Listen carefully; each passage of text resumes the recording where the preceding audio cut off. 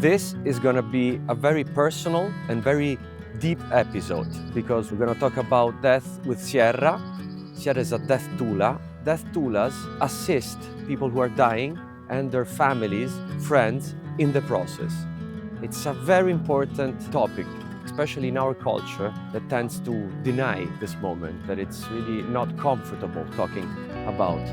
It really touches me in a soft spot since in the last 3 years I lost many people in my family that I really loved and that went away in such an unexpected way. So let's go and see how Sierra is going to give me a different perspective, a different point of view of the way I have to think about my cherished ones that are not anymore with us.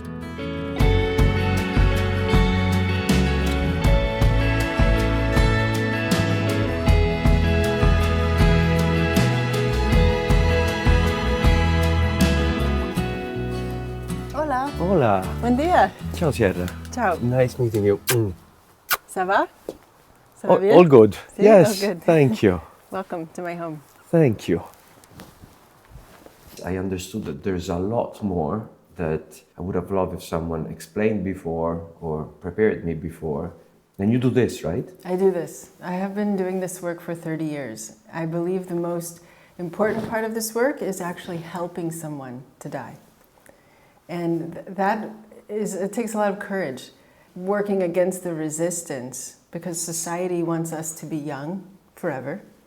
It doesn't want us to really look at aging as a gift. And then how do we actually prepare? That's what we're going to do today, in our minds and in our families, for the inevitable.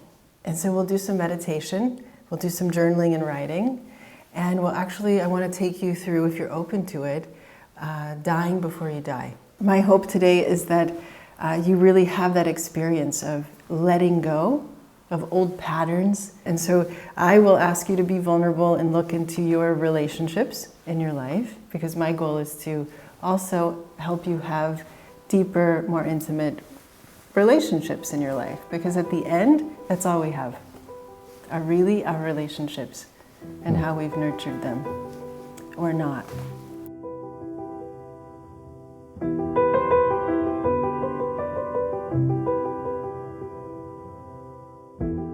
Death was very normalized for me as a child. My maternal grandmother took me under her wing sort of everywhere, and she would take care of everyone. And often that's kind of the role of woman, right? In caregiving, more than 90% of caregivers are female. From the age of 13 to 21, I experienced reproductive cancer. So I really faced my own fears and limitations. And all those stages of grief, the denial, the bargaining, I just assumed I was going to die because everyone in the hospital was dying around me. I want you to write the eulogy of your best friend. Why would I wait to tell you how I really feel and what you mean to me? I would rather do that now. By the age of 16, I started working in a nursing home. And I loved it because all of the elders, I had all of a sudden 100 grandparents who were curious and wanted to know about my day, and they wanted to have meaningful conversations. As I went through my undergraduate in computer science, I was still taking care of a few elderly women. And what this work has taught me is that we're not meant to go through grief and loss alone. It's too heavy. We're not meant to carry it alone. We need a community around any type of work we're doing, but especially grief, end of life, and loss.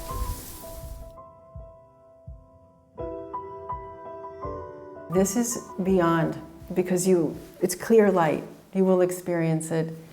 I'm going to wrap you in white cloth, and I'm going to take you through a practice death. Are you up for that? Absolutely, yeah. You want me to take your mate? Please. Yeah. Thank you. When we look at society and culture in the Western world, we put sick and dying people over there. It's like, oh, you're old, you go over there. Instead of integrating into multi-generational living environments. Indigenous cultures embrace elders as keepers of wisdom, but those elders are often actively engaged in ritual and rites of passage and keeping the community connected, and they help us to remember, right? To remember the future. I invite you to think of all the people in your life who didn't have a good death. And then I'll bring you into a really still space where at the base of the out-breath, you will hold the breath 30 seconds or more. And then at the top of your in-breath, you'll hold. Every year, several hundred people come through our Death Doula program at Nurture. Currently, there are more than 200 Nurture death doulas in the world, mostly in the United States, Canada, England, and Spain. We've had more than 25 countries in our trainings, more than 10,000 people last year that are healthcare providers who went through, it's only a 6-week training, so it's kind of light, but they have a deep, deep background in healthcare.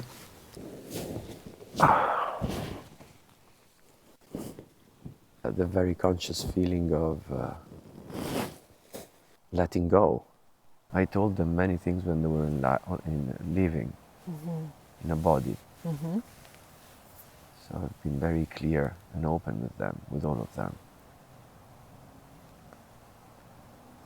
So far, I don't know, it was something deeply pleasant.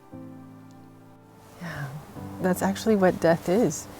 It can be a really deeply pleasant, warm, loving environment.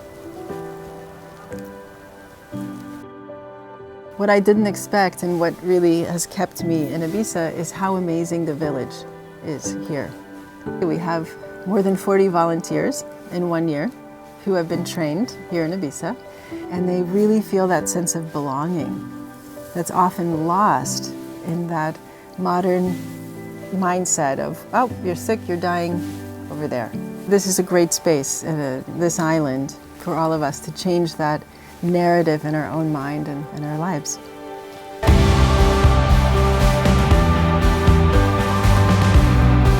I'm really believing Sierra is an angel, a peculiar, wonderful creature. Her voice has been a trigger for many emotions, many images. Even though I was thinking to people that I really loved and are not with us anymore, it put me at ease with the idea. Even on my departure, in some ways, I managed to open up a channel of communication with them. I felt just grateful, loving. Yeah, I miss them, but in a really nice way. So look for a death doula, even though you maybe never heard this word before. Then if you're lucky enough to manage to get an appointment and a session with Sierra, then it's even better.